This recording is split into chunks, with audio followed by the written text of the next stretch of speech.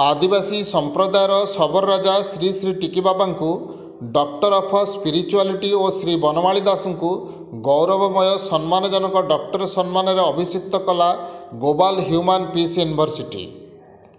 आध्यात्मिकता और मानव सेवा क्षेत्र में असाधारण अवदान पर शबर संप्रदायर राजा श्री श्री टिकी बाबा को global human peace university Chennai द्वारा डॉक्टर ऑफ स्पिरिचुअलिटी सम्मान दि जाइछि।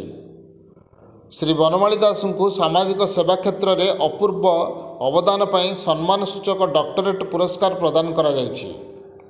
11 अक्टोबर 2025 पंडिचेरी ठारे अनुष्ठित एक भव्य समारोह रे एही गौरवमय सम्मान शबर राजा श्री श्री टिकी बाबा आध्यात्मिक सेवा मानवता और विश्व शांति प्रति तांकर अपूर्व अवदान पर प्रदान करा जाइछि।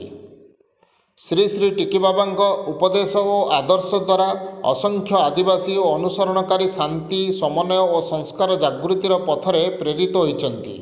सेहीपरि एही सम्मान श्री दास को सामाजिक सेवा जनकल्याण और आदिवासी समाजर उन्नति क्षेत्र में तांकर उल्लेखनीय अवदान पर दि जाइछि। एही सम्मान पत्र रे डॉक्टर पी मानुएल संस्थापक और अध्यक्ष और डॉक्टर के वेंकटासन उपकुलपति अंकित होइछि।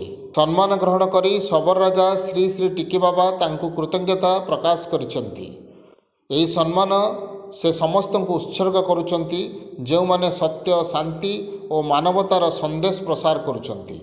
ओडिशा आदिवासी कल्याण महासंघ तरफ शबर राजा श्री श्री टिकी बाबा और श्री बनमाली दास को यह गौरवमय सफलता हार्दिक अभिनंदन जणावा सहित तांको आगामी सामाजिक और मानवता सेवा कार्य पई शुभेच्छा जणाइछंती।